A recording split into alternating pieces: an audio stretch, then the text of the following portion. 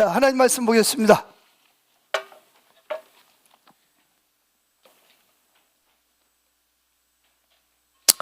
하나님 말씀은 마태복음 25장 1절부터 13절, 제목은 휴거, 두 번째 시간입니다. 자, 다같이 읽습니다. 마태복음 25장 1절. 그때의 천국은 마치 등을 들고 신랑을 맞으러 나간 10 처녀와 같다 하리니 그 중에 5은 미련하고 5은 슬기 있는지라. 미련한 자들은 등을 가지되 기름을 가지지 아니하고, 슬기 있는 자들은 그릇에 기름을 담아 등과 함께 가져갔더니 신랑이 더디오므로 다 졸며 잘새 밤중에 소리가 나되 보라 신랑이로다 맞으러 나오라 하매 이에 처녀들이 다 일어나 등을 준비할새 미련한 자들이 슬기 있는 자들에게 이르되 우리 등불이 꺼져가니 너희 기름을 좀 나눠달라 하거늘 슬기 있는 자들이 대답하여 가로되 우리와 너희의 쓰기에 다 부족할까 하노니 차라리 파는 자들에게 가서 너희 쓸 것을 사라 하니 저희가 살아간 동안에 신랑이 오므로 예비하였던 자들은 함께 혼인잔치에 들어가고 문은 닫힌지라. 그 후에 남은 처녀들이 와서 이르되 주여 주여 우리에게 열어주소서. 대답하여 가로되 진실로 너에게 이르노니 내가 너희를 알지 못하노라 하였느니라. 그런즉 깨어 있으라. 너희는 그날과 그 시를 알지 못함이니라.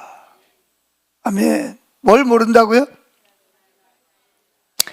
아까 여기 그날과 그 시는 두 가지가 있다 그래서 하나는 뭐예요?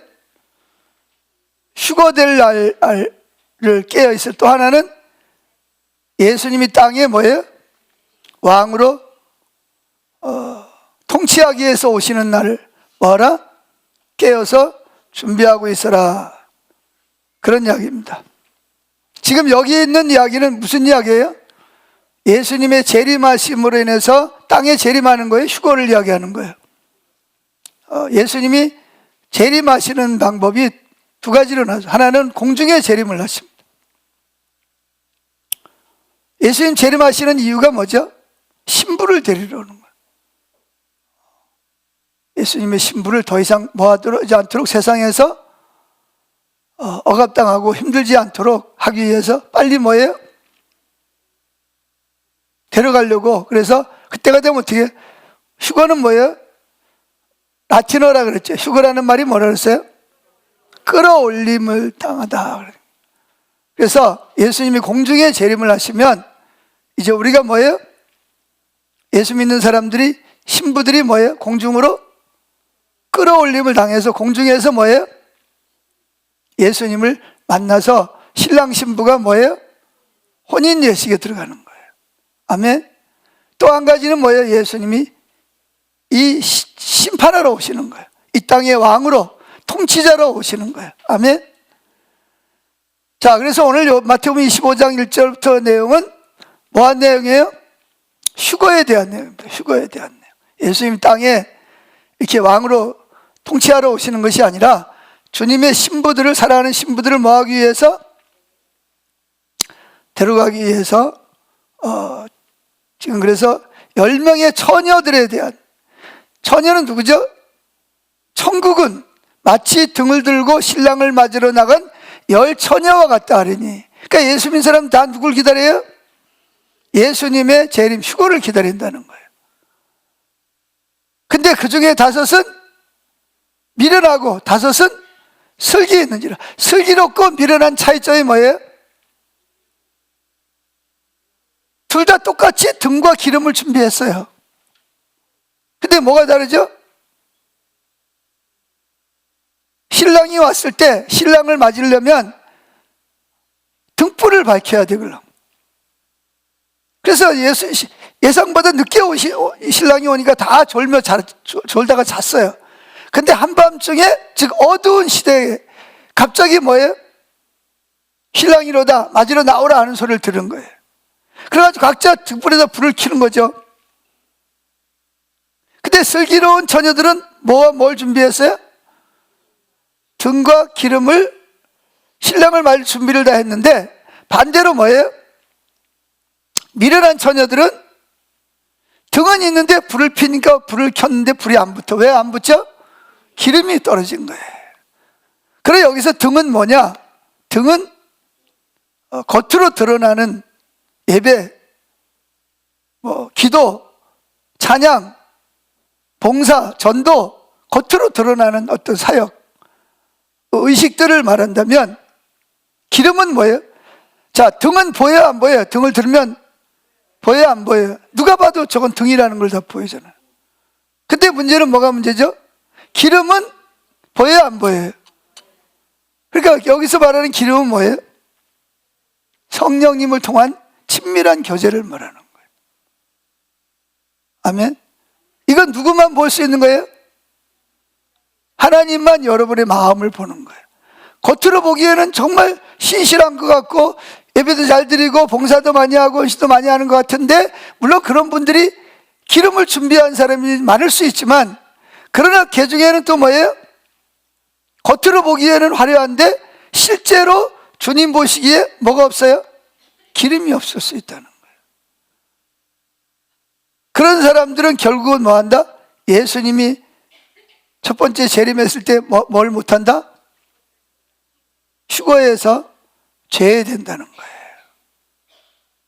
그러니까 결론이 뭐예요? 그런즉 깨어 있으라. 깨어 있으라는 말은 무슨 말이에요? 준비하고 있으라는 말입니다. 뭘 준비하고 있어요? 신랑이 신부인 나를 언제 데리러 오더라도 뭐예요?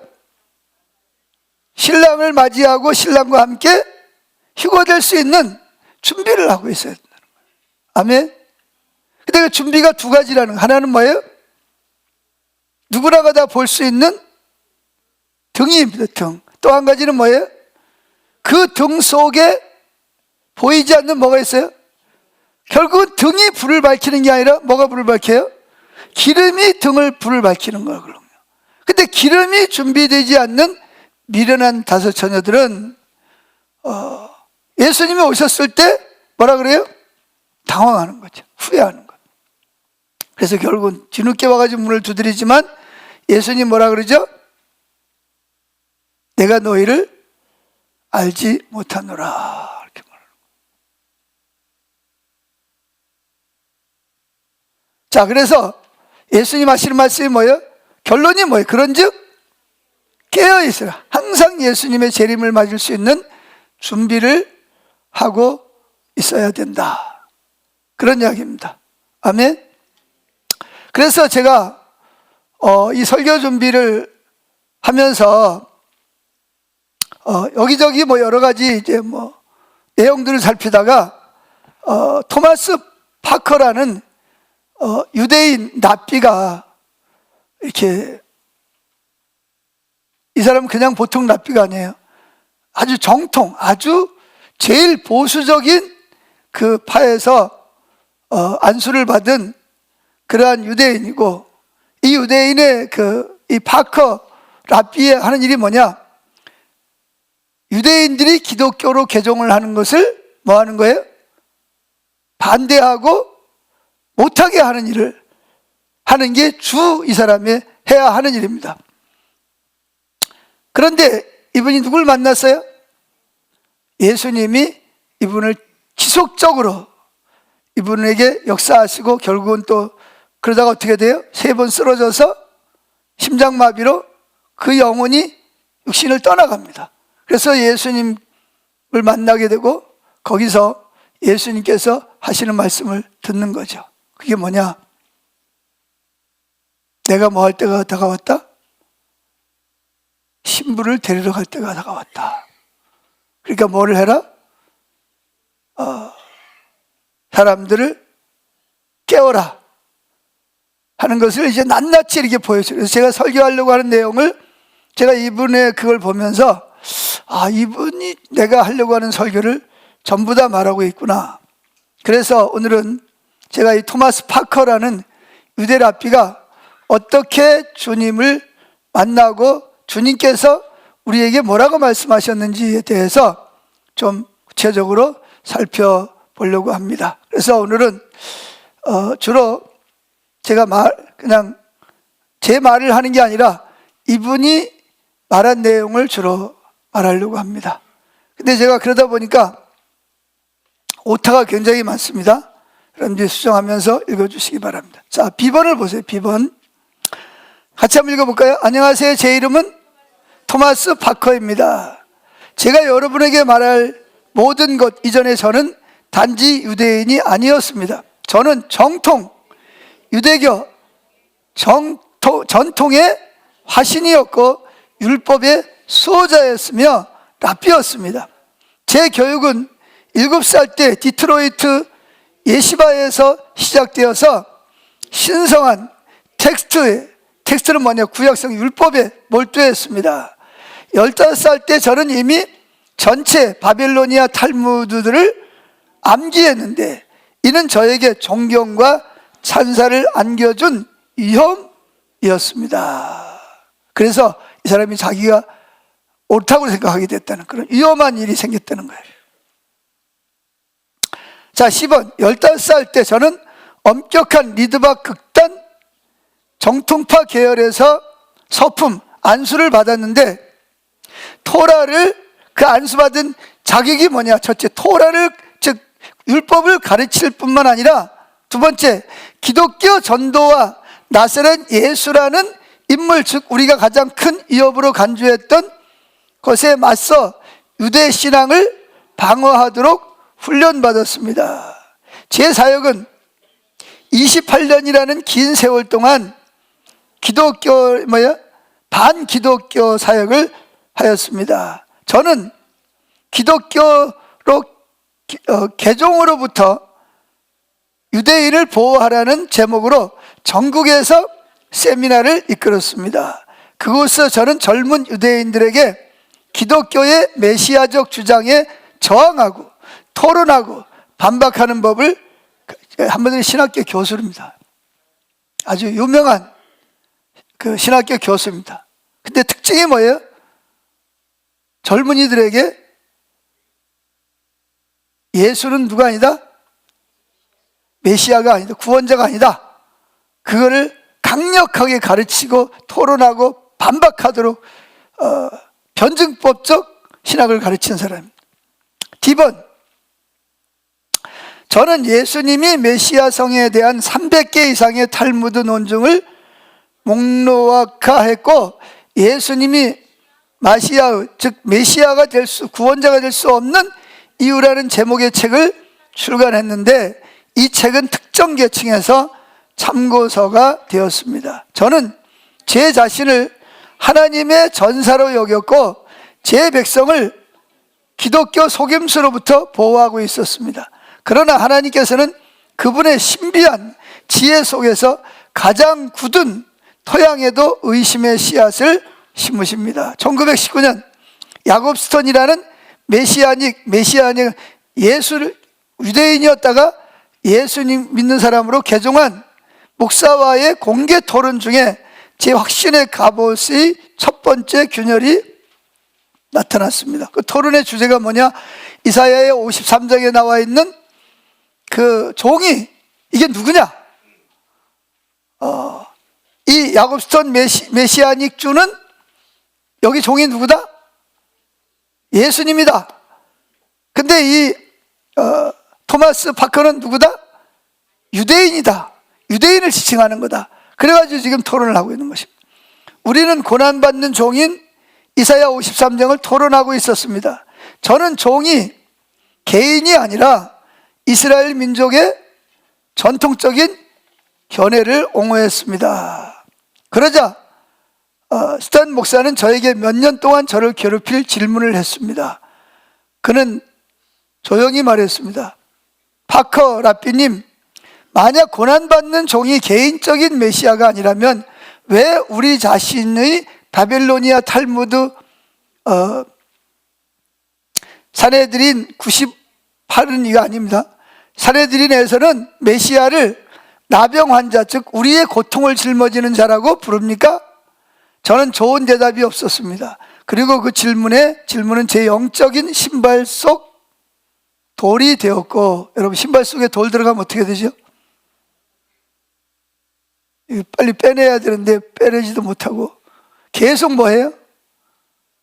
발바닥을 고통스럽게 하는 거죠.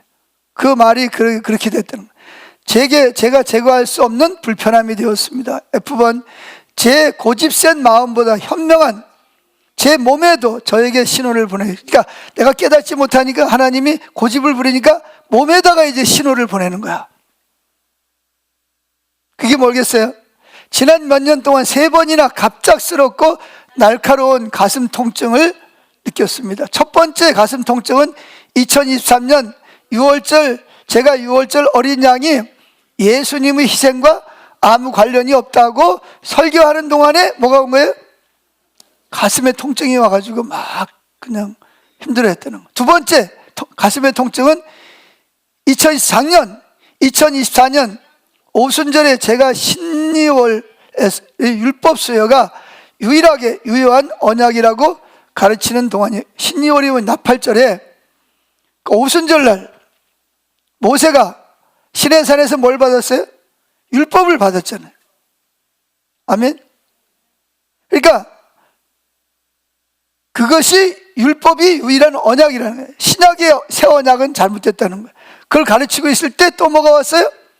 가슴에 통증이 와가지고 막 힘들었어요. 세 번째 통증이 드디어 왔습니다. 가장 강한 것은 2025년 로시 하샤니에 제가 기독교의 거짓됨에 대해서 말하는 동안이었습니다. 3번씩이나 뭐가 온 거예요? 기독교가 잘못됐다라고 말할 때마다 가슴에 뭐가 왔어요? 통증이. 병원에 가봤겠어요? 안 가봤겠어요? 갔는데 이상이 없다는 거예요. 그러니까 뭐라 했어요? 아, 내가 스트레스를 받아서 그런가 보다. 너무 기독교인들 때문에 내가 스트레스를 받네 그냥. 점점 더 이제 기독교인들을 미워하게 된 거죠. 집원입니다. 오늘에야 저는 그것들이 신성한 하나님의 경고였음을 알게 되었습니다. 그것들은 제 굳은 마음의 문을 두드리는 하늘의 두드림이었습니다. 신성한 준비는 제 꿈을 통해서도 왔습니다. 모든 것을 바꾼 그날 이전 6개월 동안 저는 반복적인 꿈을 꾸었습니다. 장면은 항상 똑같아요. 아니 어떻게 똑같은 꿈을 6개월 동안 계속 꾸겠어요? 지금 하나님이 뭐 하고 있는 거예요? 이 고집센 파커야, 좀 정신 좀 차려라 좀. 주님이 계속 문을 두드리고 있는 거예요 지금. 자, 그 꿈의 장면이 뭐냐? 저는 아직 재건되지 않은 예루살렘 성전뜰에 있었습니다. 그리고 수정처럼 맑은 목소리가 히브리어로 제게 말했어요. 힘내 하세. 이게 뭐냐? 보라 어린 양을, 어린 양을 보라, 그런 뜻이에요. 저는 심장이 빠르게 뛰면서 잠에게서 깼고, 설명할 수 없게도 제가 반박하기 위해서만 알았던 신약 성경 요한복음 1장 29절 말씀이 제 마음속에 있었습니다. 그게 뭐죠? 보라 세상 죄를 지고 가는 하나님의 어린 양이로다. 그 내용을 아주 맑은 목소리로 계속 6개월 동안 꿈에서 말을 하는 거예요. 그 정도 되면 항복해야 되는 거 아니에요? 참 인간이 참 정말 대단한 인간들입니다. 예? 저는 이해하지 못했고 이해하는 것이, 그러니까 이해 안 하려고 그러는 거예요. 이게 하나님의 경고라는 것을 안 받아들이고 싶은 거야. 이게 참 우리가 인간이 참. 그러면 그럴수록 뭐예요? 하나님은 포기하지 않으시죠. 자, H번, 제 마지막 가슴 통증의 날은 이게 이제 25년 9월 20일 이게 뭐가 오타가 나온 것 같아요. 저는 예루살렘에 있었고 국제 탈무드 연구회의에서 연설할 준비를 하고 있었습니다. 그 아이러니는 말하기가 거의 고통스럽습니다. 제 강연 주제는 유대 역사 속의 거짓 메시아들이었습니다. 누구를 향한 거예요? 기독교를 향한 거예요. 저는 기독교의 휴거 예언을 조롱하고 불신하기 위해 준비된 전체 섹션이 있었는데, 그것을 히브리어 성경에 근거가 없는 현실 도피적 환상이라고 불렀습니다. 저는 기독교 교회의 희망을 조롱하기 위해 강단에 오르려고 했지만 곧 제가 신랑을 만나기 몇 분 전이라는 것을 알지 못했습니다. 강단은 전 세계에서 온 3,000명의 랍비와 학자들로 가득 찼습니다. 얼마나 이 사람이 유명한지 알겠죠? 전 세계에서 3,000명의 랍비들과 학자들이 모여서 이 사람의 강연을 들으러 왔을 만큼 세계적으로 유명한 사람이었다는 거예요. 저는 제 주장에 절정에 있었고 거짓 선지자들에 대한 처벌에 관한 신명기 13장을 인용하고 있었습니다. 제 목소리는 권위 있게 울려 퍼졌습니다. 그리고 그때 그 일이 일어났습니다. 그 일이 뭐예요? 가슴에 압박이 아니라 창이었습니다. 왼쪽에서 칼이 들어와 뚫고 어디로 뚫어요? 오른쪽으로 빠져나가는 그런 단검이라고만 묘사할 수 있는 고통이요. 여러분 생각을 해보세요. 칼이 왼쪽을 가슴을 뚫어서 이쪽으로 나오면 얼마나 고통스러웠겠어요. 제 폐에서 공기가 빠져나갔습니다. 제 무릎이 꺾이었습니다.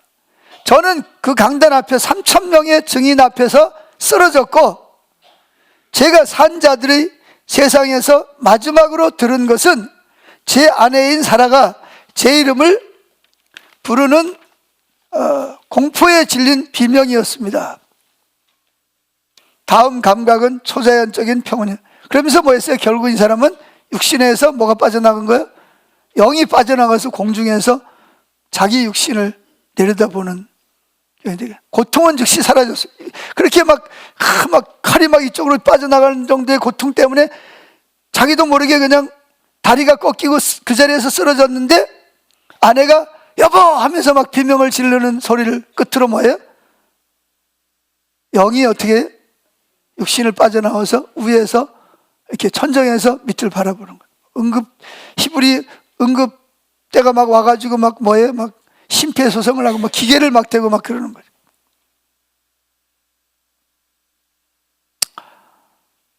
계속 봅시다. 저는 바닥에 있는 제 자신의 몸을 위에 봅시다.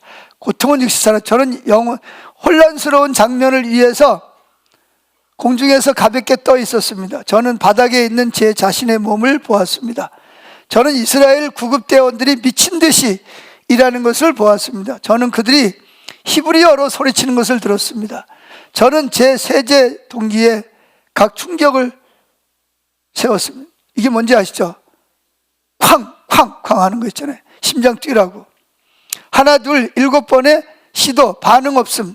저는 강단 뒤편에 큰 디지털 시계를 보았습니다. 그것은 정확히 14시 21이 아니고 20분 예루살렘 시간을 가리키고 있었습니다. 그리고 바로 그 순간에 저는 수석 의사가 그는 갔습니다. 무슨 얘기예요? 숨이 끊어져 죽었다는 거예요 라고 말하는 것을 들었습니다. 그리고 저는 그것이 사실임을 알았습니다. 그때 저는 영혼이 끌려갔다는 거예요. 뒤로 어둡고 차가운 진공 속으로 끌려갔습니다. 그리고 그 진공 속에서 저는 혼자가 아니었습니다.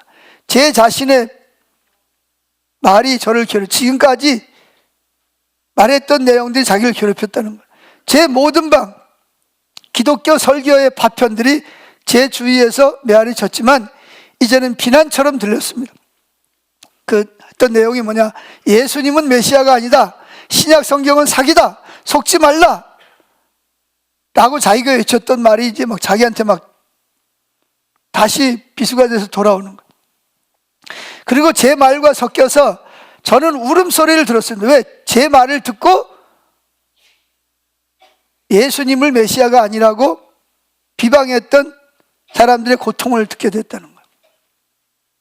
영혼들의 울음소리, 제가 진실을 아는 것을 막았던 사람들, 제가 기독교 개정으로부터 보호했고 그렇게 함으로써 그들을 정죄받게 했던 젊은이들의 울음소리, 그 어두움 속에서 한 질문이 울려 퍼졌습니다.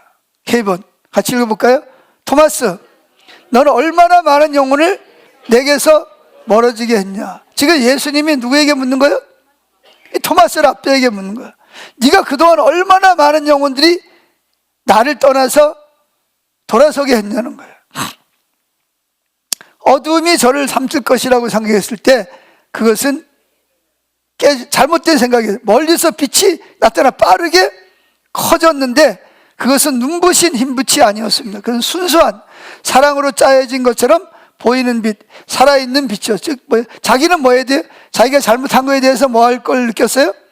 그 빛이 자기를 지옥으로 갈 거라고 생각했는데 반대로 자기를 뭐예요? 감싸주고 사랑해 주었다는 거예요. 제 신학, 제 반항심에 따르면 그 빛은 저를 소멸시켜야 했습니다. 그러나 대신 그것은 저를 감쌌습니다.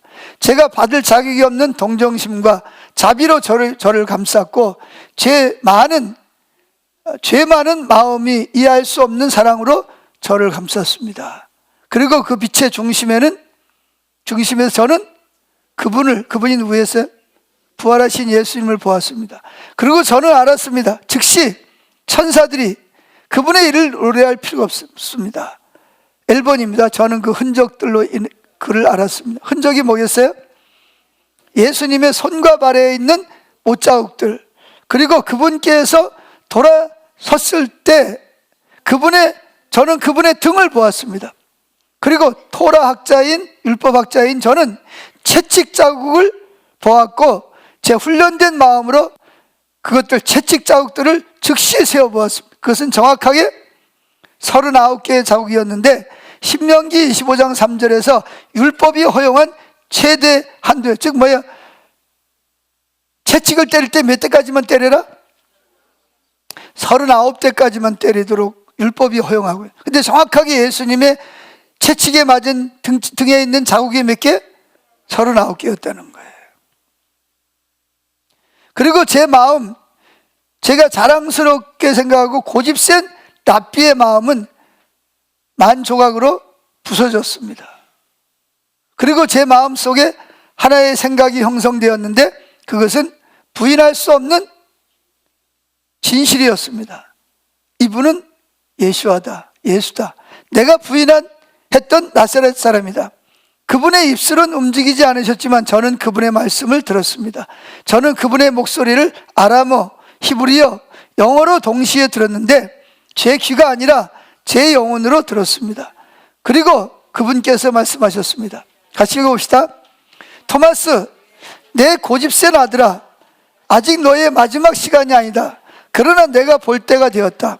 내가 곧 일어날 일을 볼 때가 되었다. 자, 예수 입장에서는 이 토마스를 뭐라고 불러야 돼? 이 원수야! 그래야 되잖아, 그죠? 그럴 거라고 두려워했는데 오히려 예수님은 뭐라 그래요? 그렇죠. 내 아들아. 완전히 깨어지는 시간이죠. 근데 무슨 아들? 고집센 아들아. 아직 네가 죽을 때가 안 됐다는 거예요. 곧 앞으로 일어날 일을 보여주기 위해서 너를 데려왔다는 거예요. 계속 있습니다. 각 단어는 사랑이었지만 또한 명령이었습니다. 그리고 그분께서 말씀을 마치시는 순간 제 주위의 우주가 변했습니다. 첫 번째 환상은 압도적이었습니다. 저는 그 앞에 떠 있는 지구를 보았고 논리적으로 논리를 거스리는 것을 보았습니다. 제 시간대에서 동시에 저는 수백만 명의 사람들이 같은 순간에 깨어나는 것을 보았습니다. 이게 뭐냐? 이제 마지막 때 대추수를 말하는 것입니다. N번, 각 지역에서 새벽 3시 33분이었습니다. 그들은 놀라서 깨어나는 것이 아니라 하나님을 찾으라는 갑작스럽고 긴급한 확신으로 깨어났습니다. 저는 일본의 도쿄, 카이로, 상파울로, 로스의 각 나라에서 무릎을 꿇는 사람들을 보았습니다. 그것은 전 세계적인 각성이 시작되었고 하나님의 영의 움직임이 너무나 강력하여 단 7일 만에 인류 역사상 가장 큰 개종, 주님께로 돌아오는 운동을 일으키는 것이었습니다. 그것은 요엘 2장 28절과 29절 문자 그대로 성취하였고 모든 육체 위에 성령을 부어주시는 것이었습니다. 이 일이 일어나는 동안 저는 또 다른 장면이 겹쳐지는 것을 보았습니다. 저는 빛과 능력의 존재인 천사, 군단이 놀라운 속도로 지구를 가로질러 움직이는 것을, 지금 천사들이 하늘에서 뭐예요? 지구로 군단들이 쫙 움직여. 왜 움직였을까요? 뒤에 보면 나오지만 예수 믿는 사람들의 이마에다가 뭘 치려고? 성령의 인을 치고 집에다가도 인을 치는, 마치 6월절에 어린 양에 잡아가지고 문설주에 좌우 임방에 발리면 죽음의 천사가 넘어갔듯이 휴거될 사람들을 이마에다가 인을 치기 위해서 수많은 천군들이 지구를 향해서 가고 있다는 거예요. 그들은 인간의 눈에는 보이지 않았습니다. 그들은 출애굽 때 대문에 표시했던 어린 양의 피와 매우 유사하게 보이지 않는, 그러니까 눈에 보이지 않는 빛의 인장으로 집과 사람들을 표시하고 있었습니다. 그리고 그들이 일하는 동안 저는 하늘의 음성이 선포하는 것을 들었습니다. 계수가 거의 끝났다. 이방인의 충만한 중 마지막 몇 명만 나왔다. 이게 뭐냐, 요한 로마서에 나와 있는 내용이거든요. 이제 유대인이 아닌 이방인들에게 구원의 문이 열렸는데 때가 되면 뭐한다?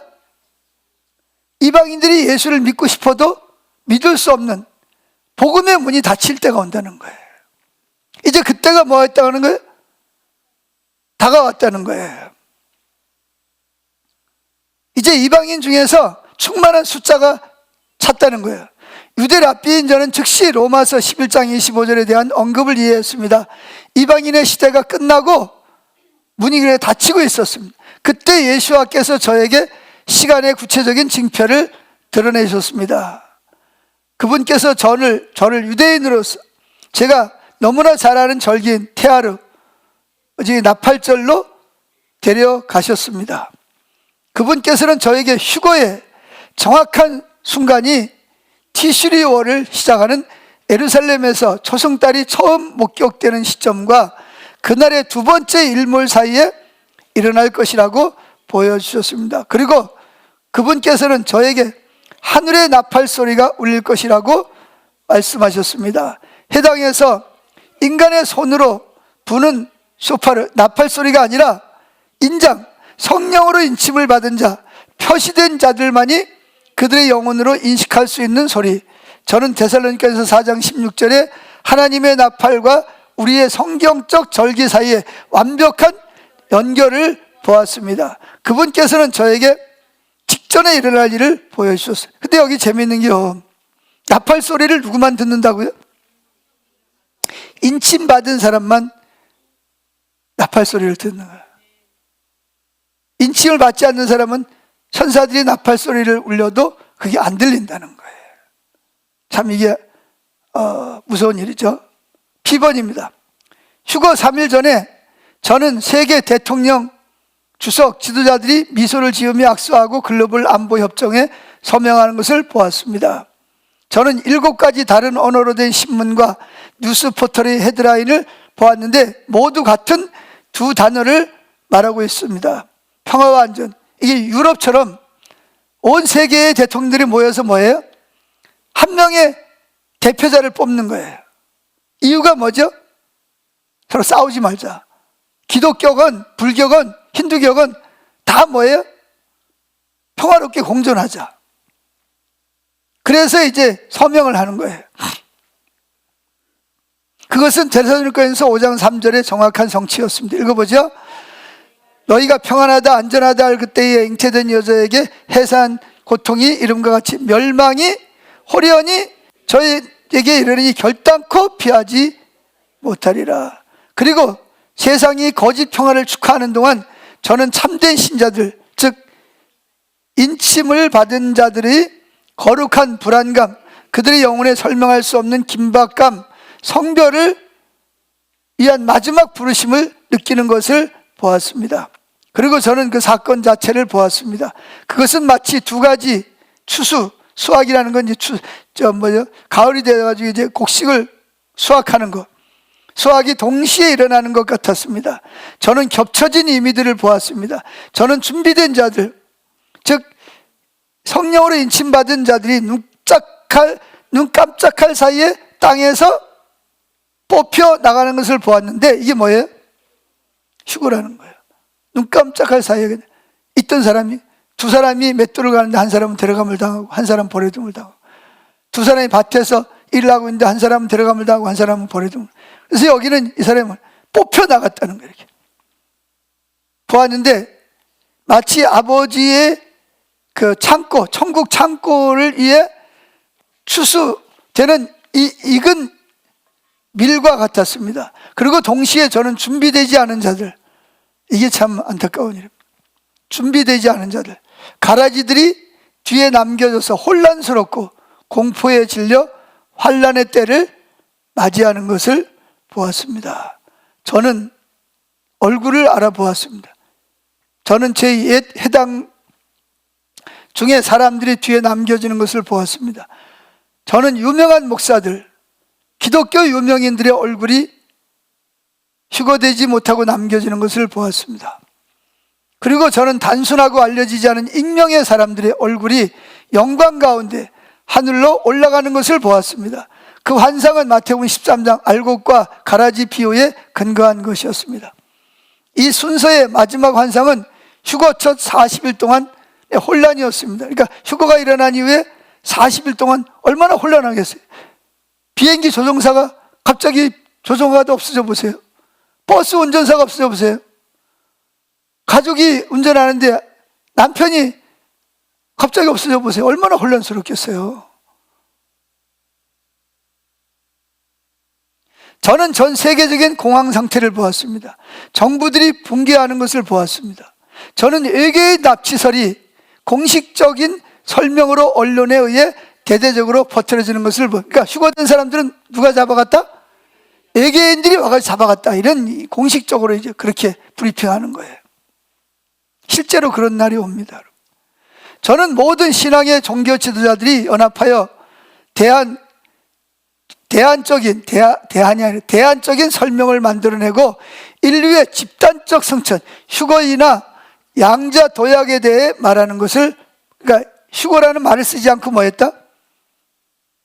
그냥 양자, 이게 양자라는 게 뭐냐면 양자의 법칙이라는 게 있어요. 그거에 의해서 뭐예요? 일부 사람들이 외계인에게 뭐예요? 잡혀갔다 이렇게 말을 퍼뜨려 뭐라고 설명을 해야 되니까. S번. 그리고 이 혼란 속에서 저는 한 인물의 등장을 누구겠어요? 적그리스도입니다. 카리스마 있고 응변적인 한 남자가 일어나 답변, 질서, 희망을 제공했습니다. 저는 그의 얼굴을 명확하게 보았지만 그것을 밝히는 것은 엄격하게 금지되었습니다. 제가 말할 수 있는 유일한 것은 저에게 들린 말입니다. 그는 이미 땅의 권력자들 사이를 걷고 있다. 그때 예수와께서 환상의 초점을 잠든 교회의 상태로 돌리셨습니다. 갑자기 장면이 바뀌어가지고 지상에 있는 교회들이 뭐하고 있어요? 지금 영적으로 잠들어 있는 상태를 보여주시는 거예요. 그것은 고통스러운 환상이었습니다. 저는 전 세계의 회중들을 보았습니다. 저는 물리적으로는 가득 찼지, 교회 안에는 가득 찼지만 영적으로는 텅 빈 교회 건물들을 보았습니다. 예수와께서 저에게 벽을 꿰뚫어 보고 마음의 상태를 볼 수 있는 능력을 주셨습니다. 그리고 제가 본 것은 저를 부서뜨렸습니다. 왜 부서뜨렸어요? 마음이 부서졌다는 건 너무 안타까워요. 왜? 100명의, 예를 들어서 100명이 예배를 드리고 있는데 그 중에 몇 명만이 7, 아마도 12명의 참된 준비된 사람이 12명밖에 없었다는 거예요. 교회 안에 가득 찼는데. 그러니까 이 랍비가 마음이 무너지는 거예요. 나머지 대다수는 손에 등불, 성경, 종교적인 애물을 가지고 있었지만 뭐가 없어요? 기름이 없었습니다. 그들은 마태복음 25장의 어리석은 처녀들이었고 신랑을 기다렸지만 그들을 계속 불타게 할 친밀한 성령의 능력이 없었습니다. 저는 일시적인 번영의 속임수의 깊이를 이해했습니다. 저는 얼마나 많은 기독교인들이 물질적 축복을 신성한 하나님의 축복으로 혼동했는지를 보았습니다. 저는 자신의 영혼 상태보다는 어떻게 해야 돈을 벌까? 투자, 포트폴리오에 더 관심을 많은 남녀들을 보았습니다. 저는 사람들이 거룩함과 회개가 아니라 건물의 크기와 교인 수로 사역의 성공을 측정하는 목사들을 보았습니다. 그것은 마지막 날을 묘사하는 디모데후서 3장의 완벽한 성취였고, 그곳에서 사람들은 자기를 사랑하며 돈을 사랑하며 경건의 모양은 있으나 경건의 능력은 부인할 것이었습니다. 그리고 저는 고통스럽게 굴욕적인 깨달음을 얻었습니다. 예수와께서는 저에게 랍비로서의 제 삶과 많은 기독교인들의 삶을 비교하게 하셨습니다. 랍비인 저는 토라의 613가지 계명을 외웠어요. 이 대단한 겁니다. 율법에 나와 있는 613가지 계명을 다 외우고 있는 거예요. 외웠지만 누구를? 그 율법을 주신 그분을 알지 못했습니다. 그리고 마찬가지로 저는 성경 구절을 알지만 목자의 음성은 모르는 수백만 명의 기독교인들을 보았습니다. 그들은 교회 의식을 행하지만 예수님과 살아있는 매일의 관계는 없습니다. 그들은 정확하게 요한계시록 3장에 묘사된 라오디게아 교회와 같았는데, 그들은 부자이고 스스로 부자이고 부유하다고 말했지만 예수님께서는 그들을 곤고하고 가련하고 가난하고 눈멀고 벌거벗은 것으로 보았습니다. 저는 지난 10년에 대한 즉각적인 이해의 다운로드를 받았습니다. 저는 2015년 이후에 각 주요 사건, 각 재앙, 하늘의 각 징표가 무작위적인 사건이 우연이 아니었음을 보았습니다. 그것은 예수님께서 마태복음 24장에서 말씀하신 점진적 산고, 경고였다는 거죠. 유대 절기를 위해 4번의 불러듬은 미국을 가려지는 대일식들, 일식이 뭔지 알죠? 태양이 가려지는 거예요. 달에 의해서. 아프리카와 중동의 메뚜기 재앙, 세계 여러 지역에서 신비롭게 빛처럼 붉게 변한 강물들, 세상은 그것을 우연한 기후변화라고 불렀습니다. 하늘은 그것을 경고라고 불렀습니다. 그리고 교회는 대부분 그 모든 것을 통해 잠을 자, 영적으로 잠들었다는, 나태했다는 거죠. 그리고 이 모든 것 가운데 예수와께서는 저에게 진정한 깨어있는, 즉 준비가 무엇인지를 드러내셨습니다. 그것은 뭐죠? 어떤 지역으로 몰리거나 벙커를 짓거나 음식을 비추하는 것과는 아무 관련이 없습니다. 보세요. Z번. 진정한 휴거 준비는 그분께서 저에게 보여주신 대로 세 개의 불기둥에 굳건히 서 있습니다. 세 가지를 준비해야 돼요. 첫 번째 준비가 뭐죠? 히브리어로 회개를 의미하는 테슈바입니다. 가끔 하는 사고가 아니라 하나님께로의 진정한 매일의 돌이킴, 귀한 죄로부터의 끊임없는 돌아서는 것입니다. 두 번째 기둥은 휴거를 위한 준비예요. 예문화, 즉 믿음입니다. 지식적인 믿음이 아니라 시련의 불 속에서 시험받고 정화된 흔들리지 않는 신뢰, 즉 우리로 말하면 친밀한 사랑의 관계입니다. 그리고 세 번째 휴거 준비를 위한 기둥은 아하바, 즉 사랑입니다. 감정이 아니라 하나님과 이웃에 대한 구체적인 행동으로 나타나는 하나님의 희생적인 사랑입니다.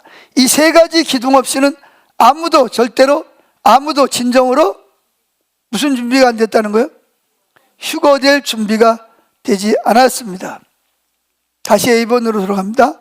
이 부분의 마지막 환상은 하늘의 저울이었습니다. 저는 베드로전서 4장 17절에서 말하는 것처럼 하나님의 집에서 심판이 시작이 되는 것을 보았습니다. 저는 큰 이름과 큰 예산을 가진 전체 사역들이 저울에 올려지는 것을 보았습니다. 그들의 행위는, 그 사역을 한 행위는 그들의 동기와 비교하여 무게가 측정됩니다. 이게 무슨 말이죠? 내가 어떤 큰 놀라운 사역을 하는데 하나님은 사역을 보는 게 아니라 뭘 보신다고요? 왜 그 사역을 하려고 하는지, 그 동기를 본다는 거죠. 그게 바로 저울에 올려진 그 무게라는 거예요.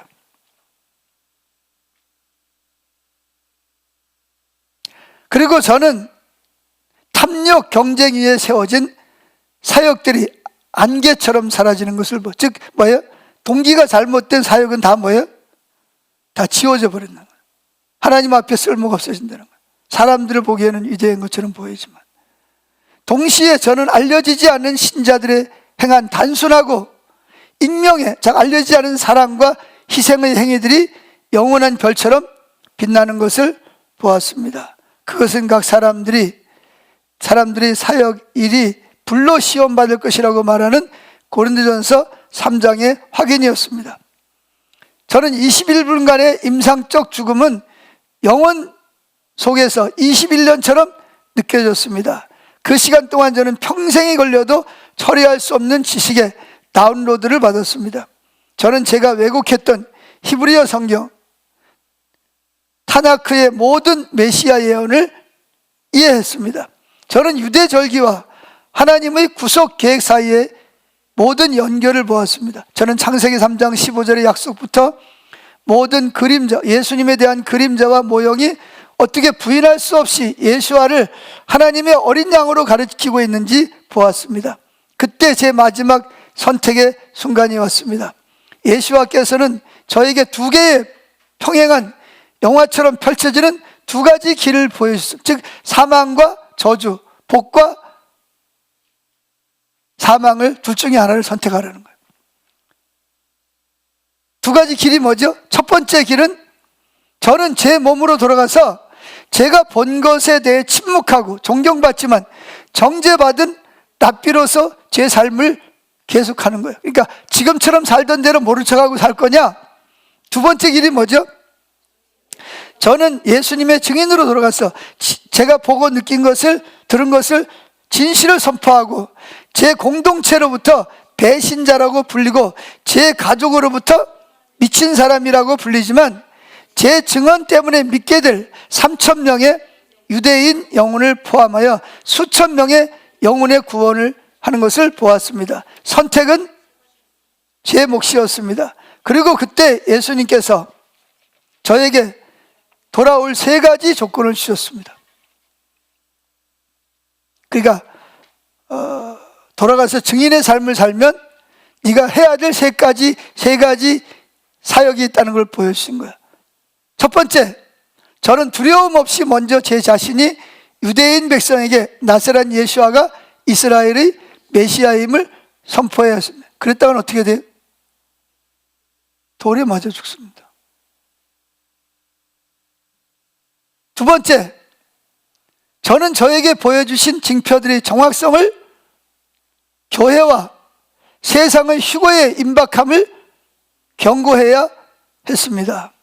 세 번째, 저는 땅에서 남은 모든 날을 그분이 오시기 전 마지막 날인 것처럼 살아야 했어요. 그러니까 오늘 내가 예수님이 오신다 그러면 어떻게 살겠어요? 예? 만약에 오늘 예수님이 오신다면 여러분 어떻게 살겠어요? 아침부터 그냥 평상시처럼 셀라셀라하고 살겠어요? 준비한다고 난리 났겠죠. 그렇게 살아야 된다는 거예요. 그래서 자, D번으로 넘어갑니다. 중간에 있는 거는 그냥 보시고 우리도 이걸 전해야 된다는 거예요. D번, 저는 예루살렘의 한 병원의 룸에서 깨어났습니다.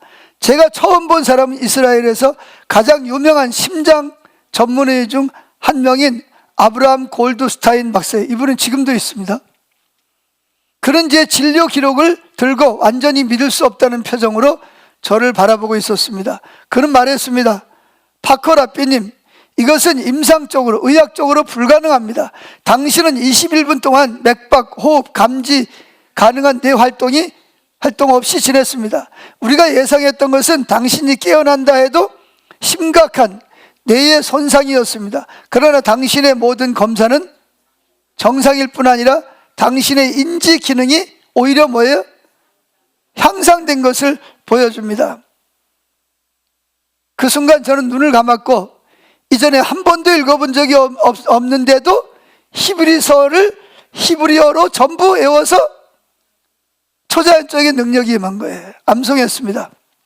왜? 히브리서는 주로 유대인들을 위해서 쓰여진 내용이거든요. 저는 제 영혼에 신약 성경을 받았습니다. 그 결과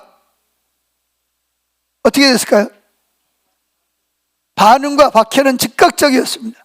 제가 랍비 의원의 두 의원에게 제가 본 것을 공유한 후 48시간도 되지 않아 저는 유대교회에서 어떻게 목사직이건 뭐건 아예 추방돼 버린. 제 안에 절망과 혼란 속에서 저를 정신과 평가를 위해서 정신병원에 강제로 입원시키려 했습니다. 지금까지 그 랍비를 따르던 90%가 뭐라 그래요? 그를 배신자라고 부르면서 그를 버렸습니다. 저는 극단주의 단체로부터 살해 위협을 받기 시작을 했습니다. 왜? 너 길에 혼자 다니면 뭐해? 너 죽어. 위협을 실제로 받고. 그러나 이 모든 것 가운데 놀라운 일이 일어났습니다. 제 공동체, 그러니까 자기가 가르쳤던 공동체 300명의 정통 유대인들이 소그룹으로 비밀리에 저를 찾아왔습니다. 그 이유가 무엇일까요? 그들 모두는 그 전 몇 주 동안 랍비가 꾸었던 그런 꿈을 이 300여 명의 정통 랍비들이 똑같은 꿈을 꾼 거예요. 그게 뭐죠? 예수님이 6월절 어린 양이다. 그 꿈을 꾼 거예요. 그리고 확인의 징표는 멈추지 않았습니다. 그러니까 내가 혹시 또 이상하게 생각할까봐 그걸 확인시켜 주는 거예요. 주님께서. 제가 돌아온 이후, 그러니까 생명이 돌아온 이후 몇 주 동안 저는 제가 거짓 기적이라고, 귀신을 쫓아내고 병 고치는 걸 뭐라 그랬어요? 거짓 기적이라고 부르던 방식으로 하나님이 이제는 나를 통해서 그런 일을 이루시는 거예요. 제가 예수와의 이름으로 사람들을 위해 기도할 때 사람들이 치유됩니다. 제가 설교를 시작하기도 전에 사람들이 깊은 죄책감에 빠집니다. 저는 사람들의 삶에 숨겨진 죄에 대한 초자연적인 지식을 받게 되었는데 이는 그들을 진정한 관계로 이끕니다. 그리고 모든 것 중에서 가장 인상적인 징표는 이것입니다.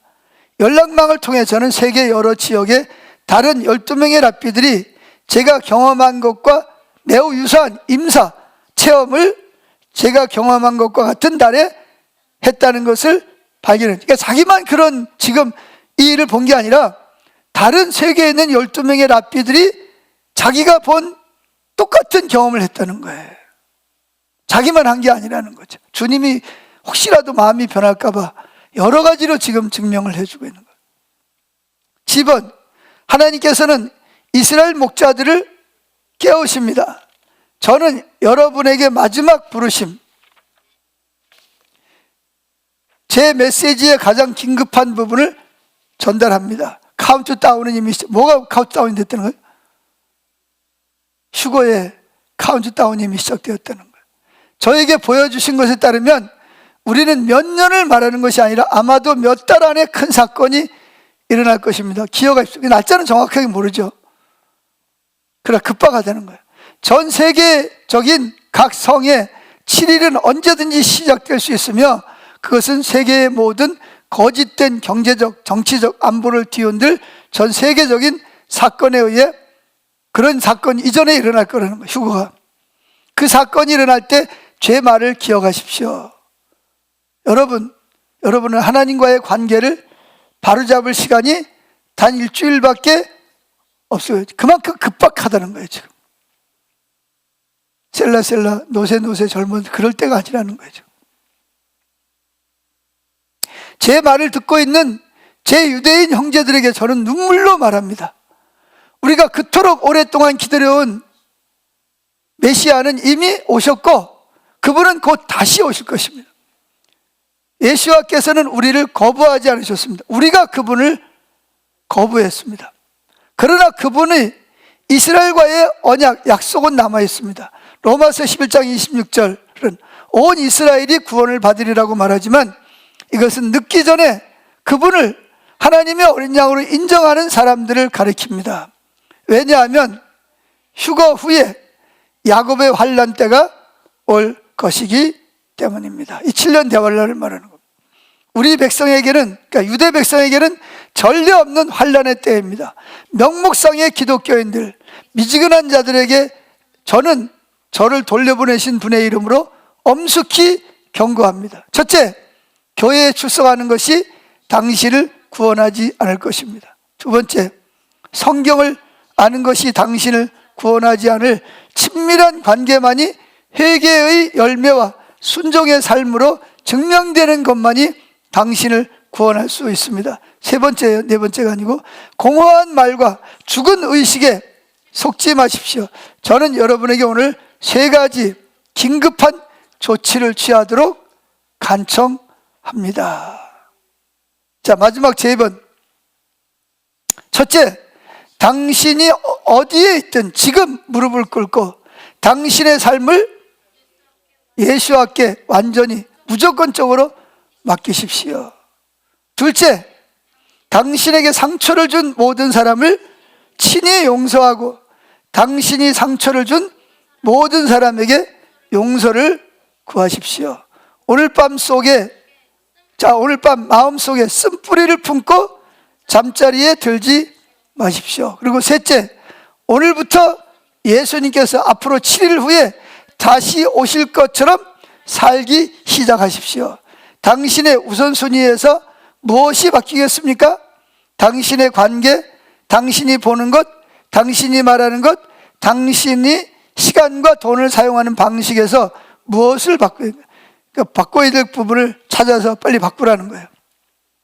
참된 준비의 시험을 스스로에게 해보십시오. 그러니까 여러분이 정직하게 한번 시험해 보라는 거예요.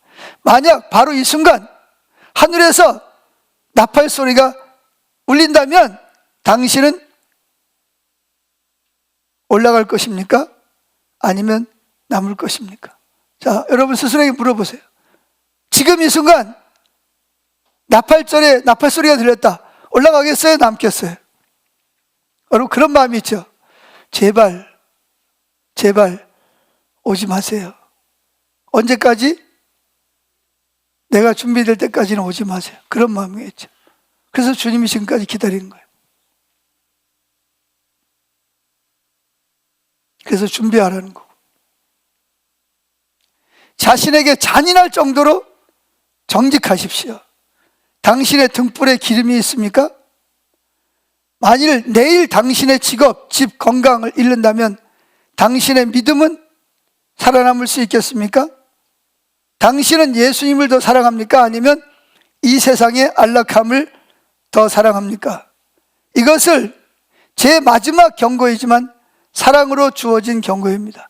방주의 문이 닫히고, 그러니까 다가 아니라 닫히고 있습니다. 신랑이 오고 있습니다. 제발 준비하십시오. 아멘. 저도 이렇게 설교해보기는 또 처음인데, 하여튼 제가 설교하려는 내용이 이분의 말 속에 다 담겨져 있는 내용입니다. 아멘. 자, 주님을 바라보시죠.